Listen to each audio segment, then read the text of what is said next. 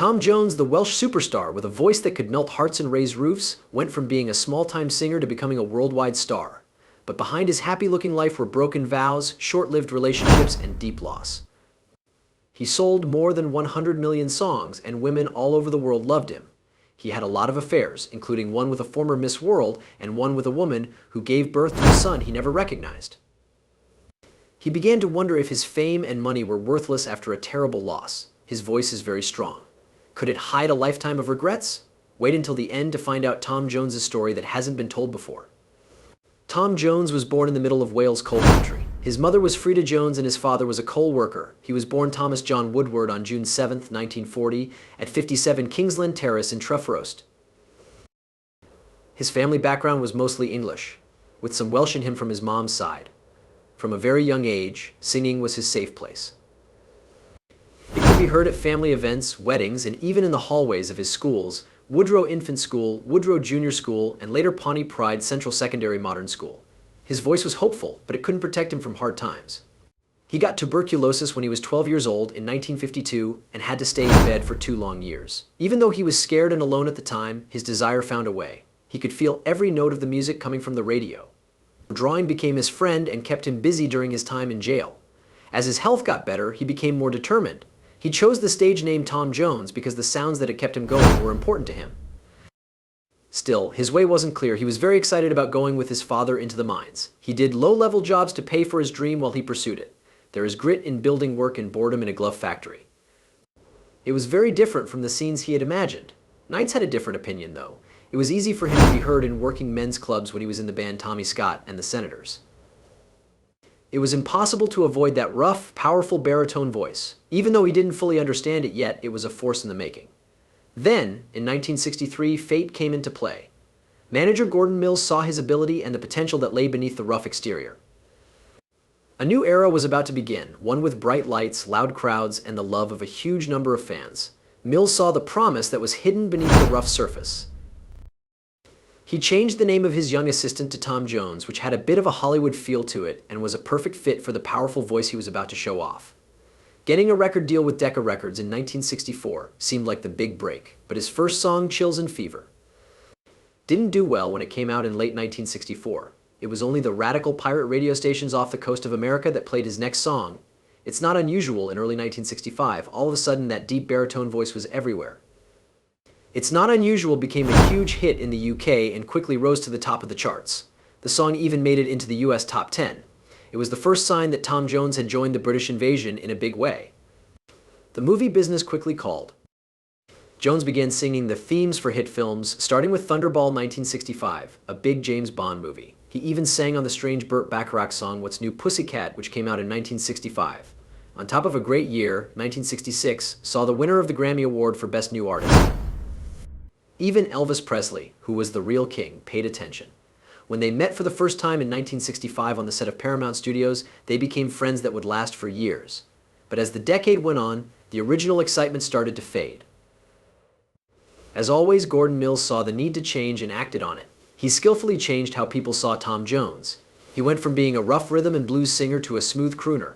He stayed near the top of the UK charts with hits like I'll Never Fall in Love Again 1967, I'm Coming Home 1967, and the famous Delilah 1968. These songs helped him reach more people and stay relevant in a musical world that was changing quickly. Las Vegas turned into his new home. It was a big deal when he first performed at the Flamingo Hotel in 1967. The simple suits were gone, and in their place were open shirts, tight pants, and a sexy look that made people go crazy. Tom Jones was welcomed in Las Vegas, and he kept coming back every year until 2011. His loud voice could be heard in all the restaurants. His popularity brought him to TV with the huge hit comedy show, This Is Tom Jones. Aired on both sides of the Atlantic from 1969 to 1971 and made him a well-known figure. He became famous all over the world and was even nominated for a Golden Globe for Best Actor in 1970. From 1980 to 1981, there was a second variety show just called Tom Jones. It ran for a shorter time. Sadly, both TV projects ended in messy court fights with production companies over unpaid royalties. These fights would go on for years, which was a secret cost of his time in the public eye. The 1970s were a rough time for the Welsh star. He went on tour all the time with Quiet Elegance and The Blossoms, and still had hits like Say You'll Stay Until Tomorrow and She's a Lady. As music changed, though, his reputation started to fade. Still, he was able to change, and his 1976 song Say You'll Stay Until Tomorrow was a big hit in the US country music scene. He tried his hand at more TV work. In 1972, he co-starred with Jennifer O'Neill in the London Bridge Show. Bigger plans fell through because of money problems, like playing a CIA agent in the 1976 movie Yakowald.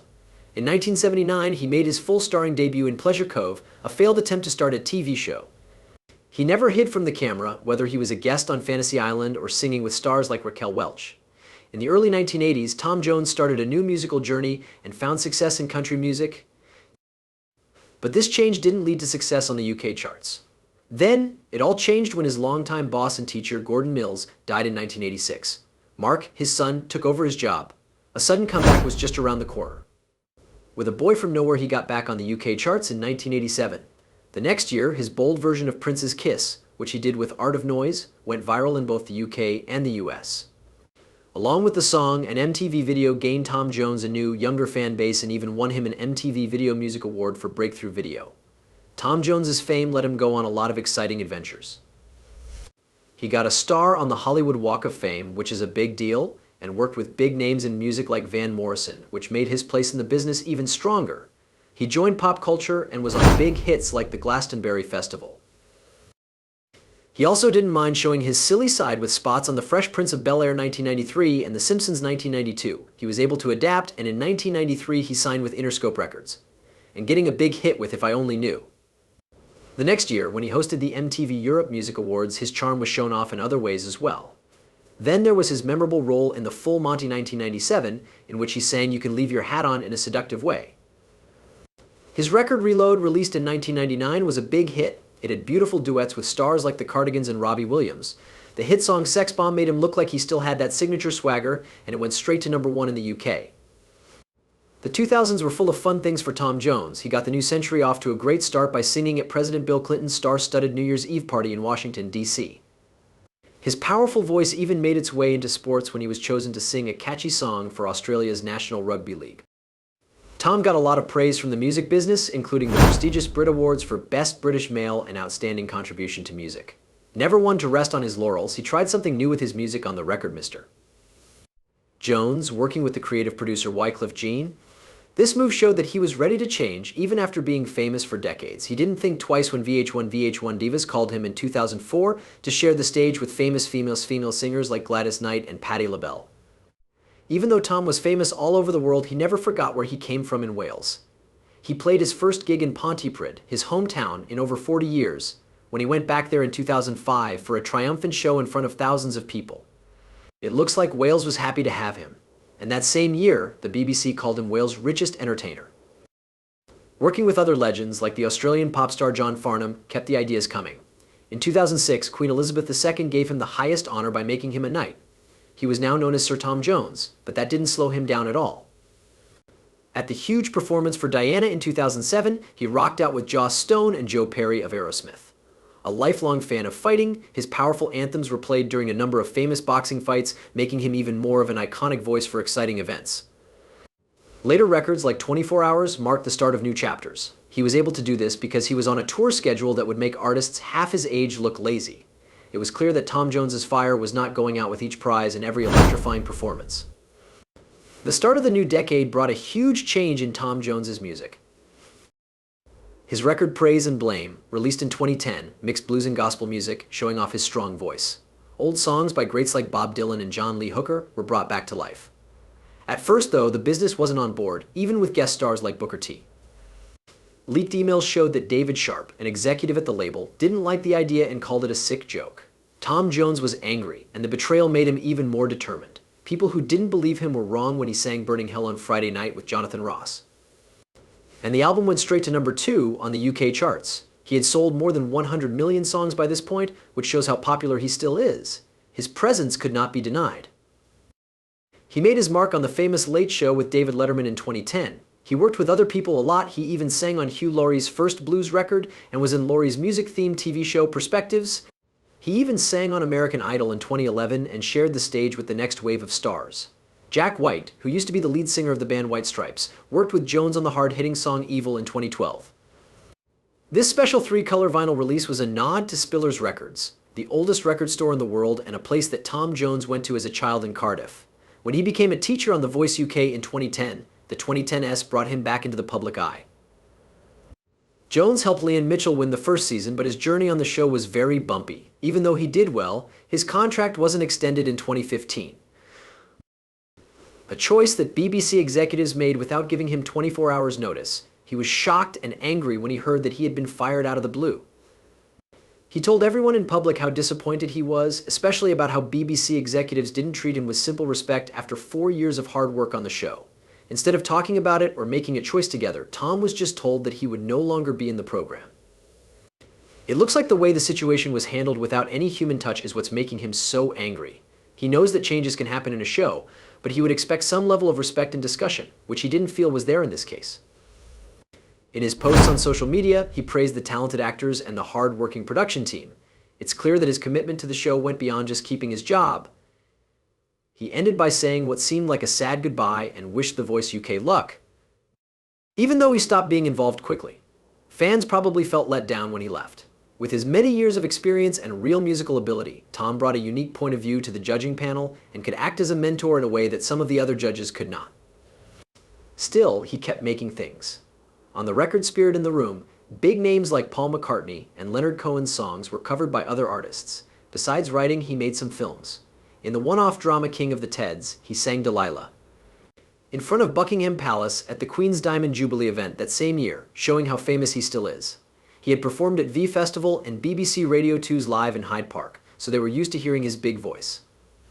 Some people were even surprised when he opened for Morrissey at a show in the US in 2014. In the same year, he rocked the Australian Football League's grand final with Ed Sheeran by his side. Long Lost Suitcase finished his record trilogy in 2015. This project was closely connected to his autobiography. He worked with producers like Ethan Johns to bring old songs by the Rolling Stones and Hank Williams back to life. During 2015, he sang a duet with Paul Weller on Jules' annual Hootenanny. He stayed a regular on BBC's Children in Need. In 2017, The Voice UK brought him back for another season as a teacher. In 2018, he went on a huge summer tour. Several shows had to be scrapped because of bad weather and illness. Besides performing with Jules Holland and rising star Celeste, he continued to be a guest at Jules' yearly Hootenanny. In 2021, he put out Surrounded by Time, which was another covers record full of carefully chosen songs. In 2022, when he sang I Won't Crumble With You If You Fall on The Voice UK, it was especially moving because he dedicated it to his late wife.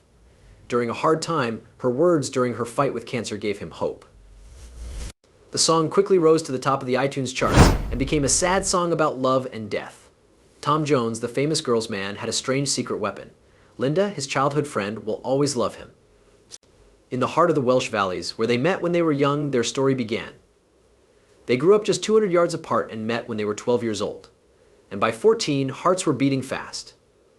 They planned their trips to the grocery store so that they could be together, and their friendship turned into a teenage romance. When they found out they were pregnant without planning to, their lives changed quickly. Tommy Woodward and Linda Trenchard got married at the Pontypridd Register Office on March 2, 1957.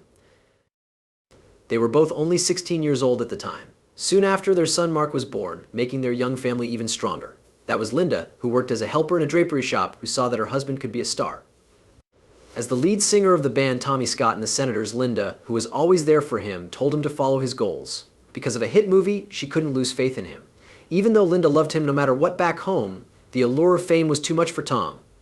He admitted to having a lot of affairs when he was at the top of his game. Some of them with other famous people caused big problems in his marriage. Mary Wilson of the Supremes had a very long relationship. It began during a tour of the US in 1968 and went on for 2 years. Lena became suspicious when she learned that Mary had flown to the UK to see Tom play in Bournemouth. Their secret relationship wasn't always easy. One story even says Mary almost got out of Tom's flat just before Linda showed up angry and ready to fight. Surprisingly, Linda became friends with Mary in the end. Mary felt like she was part of the Jones family and even knew Mark, their son. Tom and Mary stayed close friends until 2021, when she died. Being a dad was a huge change for Tom Jones. He changed when he welcomed his son Mark into the world when he was only 16. I became a man very quickly, he says, and that makes him even more determined to succeed. The way Tom and Mark are close is more like that of brothers than of father and son. Their close age difference and shared life experiences made this relationship one of a kind. The change that Mark made as manager in 1986 was very important for Tom's future. Mark knew more than anyone else about his dad's skills and goals. He wanted Tom to get away from the idea of being a tuxedo singer so that more people would like his songs. Tom says that Mark knows what's really going on in his heart, which built trust between them that helped them connect professionally and personally. It has been said that Mark, Charlotte Laws, who was only 3 years older than Tom's ex-lover, helped his father find women while she was his boss. These are very serious charges, and even though they haven't been proven, they add a troubling layer to their story. Tom Jones has most likely lived a very nice life since he is worth about $300 million. But having enough money wasn't always a given. In 1974, he had to make a hard choice because of the UK's high tax rates. As a tax refugee, he should move his family to the United States. Because of this move, they ended up in Los Angeles, where they scored a huge house in the posh Eastgate Bel Air neighborhood. This wasn't just any house, it had been the home of the famous Dean Martin. It gave their new life a bit of Hollywood history. In 1976, they allegedly paid $500,000 for the property. That was a lot of money back then, but it was nothing compared to the $6.469 million that Nicolas Cage paid for it from them in 1998. Linda, Tom's wife, never really felt at home in the US, even though it was sunny and they had a beautiful house. A part of her always missed their home country. They were supposed to come back while she was still alive, but they got sick and couldn't. But in her last days, she told Tom that she would keep their shared dream of moving back to London. In the Mulholland Estates neighborhood, they also owned a big house that was over 8,100 square feet. This house and the lot next to it were sold after Linda's death for a total of $11.28 million. After deciding to sell it, he went to an apartment in London, which felt more like home. One of the best parts of Tom's life was his friendship with Elvis Presley. They met for the first time on the set of Paradise Hawaiian Style in 1965 and hit it off right away. They had a close relationship and would often sing together at Presley's famous Vegas suite. They both respected each other. Tom was the one who first got Elvis excited about going back on stage for his famous Vegas stint. Elvis is said to have told Tom that seeing one of Tom's electrifying live shows made him want to connect with live crowds again. In a way, Tom helped bring the magic of live Elvis back to the world after a string of bad films. It wasn't just work when they were together. They would visit each other's homes, go to shows by other artists, and just hang out. After many years, Tom told an interesting story that showed how much Elvis liked another rock and roll star. Tom told Elvis that Chuck Berry was the real king of rock and roll after they had seen Berry play. It was the highest praise from a star to another. At his concerts, Tom still talks about these famous ties. He often plays songs by Great Balls of Fire and Johnny B, gooed to honor their love of rock and roll and the artists, like Elvis and Chuck Berry, who made it sound the way it does. When Elvis died too soon in 1977, the end of their friendship. Tom Jones, the famous Welsh singer, started a new stage in his life in 2017. He started dating Priscilla Presley, the famous ex-wife of Elvis Presley. The media went crazy when they were linked, and people were even more interested because they were such big names in their own times. But Priscilla has done a lot of great things on her own before she married the rock and roll king. She's a smart businesswoman and a skilled actress, and her successful fragrance line shows how popular and influential she still is.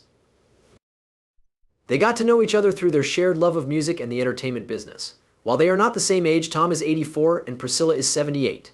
They found things they had in common and a spark that clearly lit the fire. There's no doubt about their connection. They walk the red carpet and go to events together a lot, and their smiles and body language show how much they love each other. It seems important to support each other's efforts, as shown by how often they show up to each other's events. The fact that their families like them is also a good sign.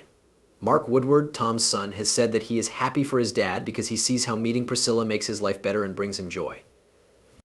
This family blessing probably takes away any possible stress and lets them focus on getting closer without anyone else getting in the way. In 2024, Tom and Priscilla seem to be more interested in enjoying the present than in trying to reach big goals. It looks like they are happy to enjoy their time together, making memories and going through the motions of daily life. Because of their famous lives and pasts, they may not feel any pressure, which may be what keeps their relationship healthy and free of trouble. It was scary for fans of The Voice last November when Tom Jones showed up. A worrying mark was seen on his face during a performance, which led to a flood of online comments telling him to get it checked out. Tom, who is always very professional, kept his attention on the show, but he later went on social media to comfort fans. To let everyone know that he was aware of the worry, he shared a video of his duet with another candidate, and most likely doing something about it. The 83-year-old star has had health problems before. He has talked freely in the past about the problems that come with getting older, such as needing not one but 2 hip replacements. These steps weren't choices. He said that before his first surgery, it was hard for him to listen to even a few songs without stopping to rest. He made the appropriate changes to his life, including a big effort to lose weight, so he could keep performing. Those extra pounds were making his body hurt, especially his new hips. At his biggest, he couldn't fit into his stage clothes. This was a wake-up call for the singer who cares a lot about fashion. While Tom has been open about some problems, he keeps other problems private. The exact nature of the mark on the voice that caused worry has never been proven. Fans can still take comfort in the fact that he seems to be taking care of his health, having surgeries during tour breaks and making the appropriate changes to his lifestyle to keep performing at his best. At age 83, Tom Jones is living his best life. Thank you for watching this video and following the channel. If you like this look into his amazing journey, please give it a thumbs up and don't forget to hit the bell to never miss an update.